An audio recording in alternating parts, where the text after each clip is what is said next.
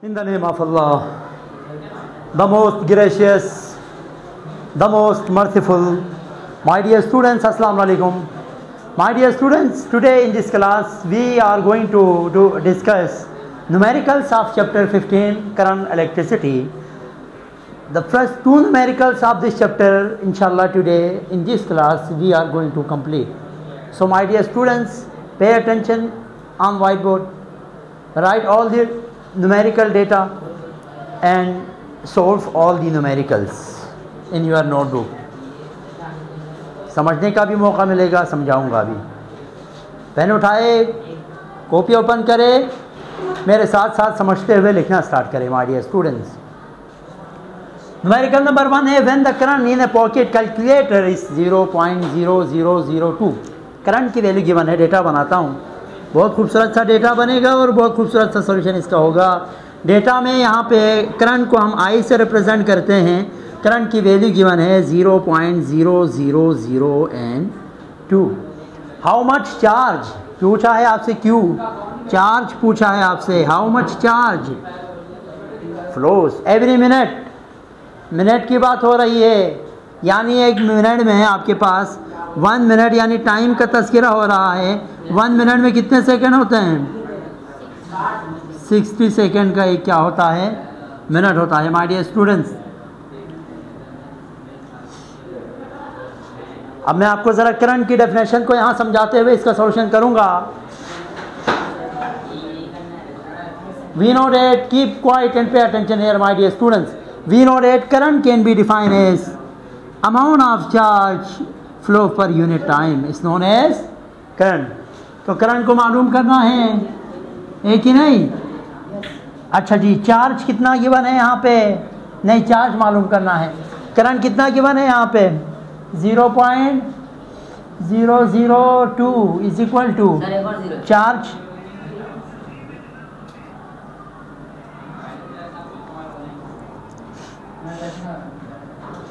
Current की value 0.002. Charge की value कितनी? चार्ज हमने मालूम करना है. और टाइम की वैल्यू क्या गिवन है? 60 सेकेंड. आपने टाइम को साइड पे ले जाके मल्टीप्लाई करना है और फाइनल आंसर मुझे बताना है. Q is equals to 0.0002 multiply 60 करो और फाइनल हमारे पास चार्ज आ जाएगा, कूलम में आएगा. ज़रा मल्टीप्लाई करो. 0.012 कूलम. आंसर कंपेयर करो बुक से. Calculate the amount of current that an electric heater uses to heat a room in 5 minutes. Time क्या गिवन है? 5 मिनट में कितने सेकंड होंगे? 5 मल्टीप्लाई 60 करो तो पता चल ही जाएगा. 5 6 300 ना. मल्टीप्लाई करो, क्या आया? 300 सेकेंड टाइम. आगे क्या हुआ? चार्ज की वैल्यू क्या गिवन है? 2100 कूलम. अब इसका सॉल्यूशन देखें, वही फार्मूला यूज होगा. Current can be define as flow of charge per unit time. अच्छा, मालूम क्या करना है? करंट मालूम करना है तो आसानी हो गई ना. क्यू की वैल्यू क्या है? 2100 डिवाइडेड बाई टी की वैल्यू क्या है? 300. 2 0 और 2 0 कट गया. 3 1 जा 3, 3 7 जा. तो यहाँ पे करंट की वैल्यू 7 एम्पेयर आया. 7 एम्पेयर करंट की वैल्यू आ गई. ये 300 है, ठीक है.